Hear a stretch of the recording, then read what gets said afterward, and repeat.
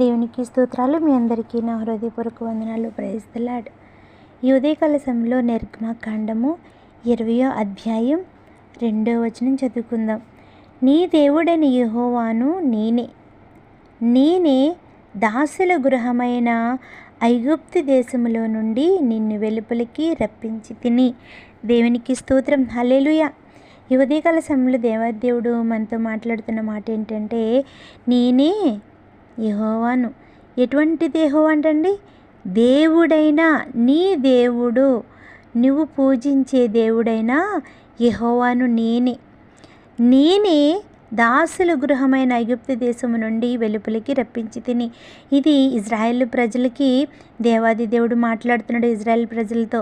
మరి దాసుల గృహమైన ఐగుప్తు దేశం నుండి ఇజ్రాయేల్ ప్రజల్ని ఆయన ఎన్నో కార్యాలు, అద్భుత కార్యాలు చేసి ఫరో ఎదుట ఆయన గొప్ప దేవుడని తెలుసుకుని అందరికీ తెలియపరిచి వారి భయంకరమైన బానిస గృహంలో నుంచి దేవాది దేవుడు ఇజ్రాయేల్ ప్రజల్ని బయటికి రప్పించారు.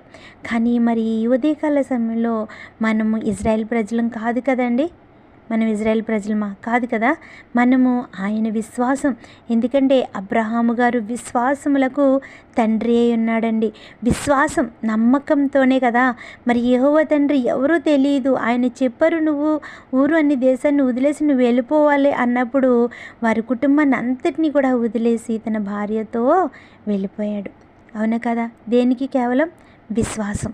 మనము కూడా విశ్వాసం.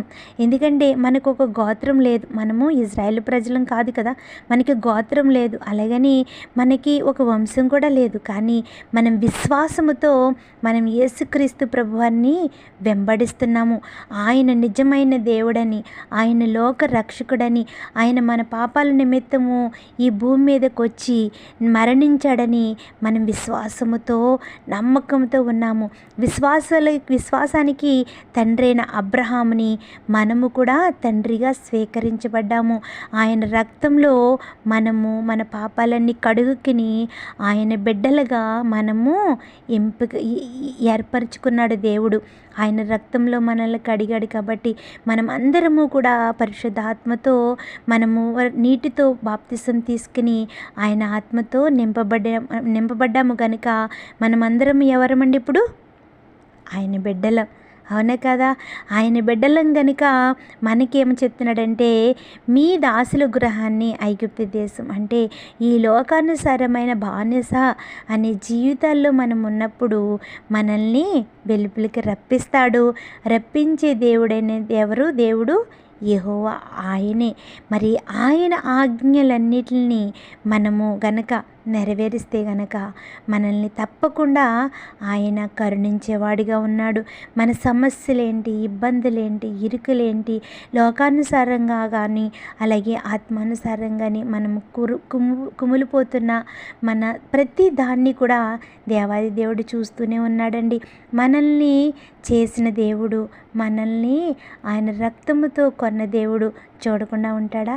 చూస్తూనే ఉంటాడు. కాబట్టి మనము ప్రతి దినము, అయ్యా నువ్వు ఆనాడు ఇజ్రాయేల్ ప్రజలను బానిస గృహం నుంచి మీరే బయటికి తీసుకొచ్చి వాళ్ళని పాలు తేనెలు ప్రవహించే దేశంలో మీరు ఎలాగైతే నిలబెట్టారో మమ్మల్ని కూడా ఈ లోకానుసారమైన ఈ భయంకరమైన ఈ బానిస గృహాల నుంచి, బానిస జీవితాల నుంచి కూడా మమ్మల్ని రక్షించండి అని ఆయన ప్రార్థన చేసినప్పుడు ఆయన తప్పక అప్పుడు వాగ్దానం చేశాడు. ఇప్పుడు కూడా మనతో మనం ఒక వాగ్దానం చేస్తున్నాడు. వాగ్దానం చేసిన దేవుడు, మాట తప్పని దేవుడు గనుక మనం ప్రతిదినము ఆయన కృప కొరకు కనిపెట్టుకునే వారిగా ఉందాము. ఈ కొన్ని మాటలు దేవుడు దీవించును గాక. ఆమేన్. Praise the lord.